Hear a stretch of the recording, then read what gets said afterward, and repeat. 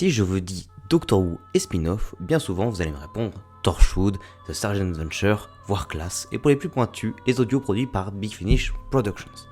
Mais les spin-offs de Doctor Who c'est bien plus que ça, et parfois sous des formes inattendues.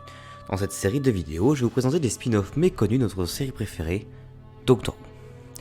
Bonjour et bienvenue dans la première vidéo de cette nouvelle série intitulée Ces spin-offs méconnus, consacrée à Miranda.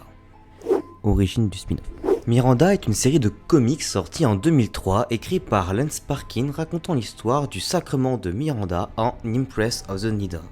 Miranda est un personnage issu du roman Father Times des BBC 8th Doctor Adventure, sorti en 2001 avec le 8ème Docteur.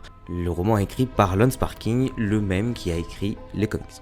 On y apprend que Miranda est la fille de l'empereur, une incarnation future du Docteur, et que le 8ème Docteur adoptera après la mort de ses parents adoptifs, assassiné par une personne malveillante cherchant à l'éliminer pour récupérer son trône dû. État actuel du spin-off. Initialement prévu en 6 numéros, le comics fut annulé seulement après 3. La raison derrière est inconnue, sachant que dans le 3ème numéro, une page annonçait que le 4ème numéro arriverait à la fin du mois de juillet de l'année 2003. Une piste serait le déclin de la société derrière la publication, qui était alors en difficulté financière et qui comptait sur l'argent potentiel de Miranda pour s'en sortir. Ce qui ne fut pas le cas, la série ayant eu peu de ventes. Cette annulation laisse donc l'histoire incomplète. De plus, aujourd'hui, il est très difficile de mettre la main sur les exemplaires physiques de Miranda, mais pas impossible.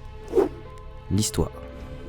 Le comics suit directement le roman. En effet, on y voit Miranda partir de la Terre de la fin des années 89 pour partir dans un futur lointain et hériter de son trône après qu'elle ait promis de prendre ses responsabilités en échange de la vie du Docteur. Une fois arrivée sur le vaisseau Supremacy, elle est faite impératrice, mais une servante l'avertit que le préfet Ferran lui a menti et qu'il attend le mariage avant de l'assassiner, de récupérer son code génétique et son titre. Miranda et la servante vont réussir à fuir et rencontrer le héros de The Needle, Mark Gideon, qui est derrière le sauvetage. Cependant, pendant leur campement, des assassins envoyés par Ferran tuent Gideon et capturent Miranda.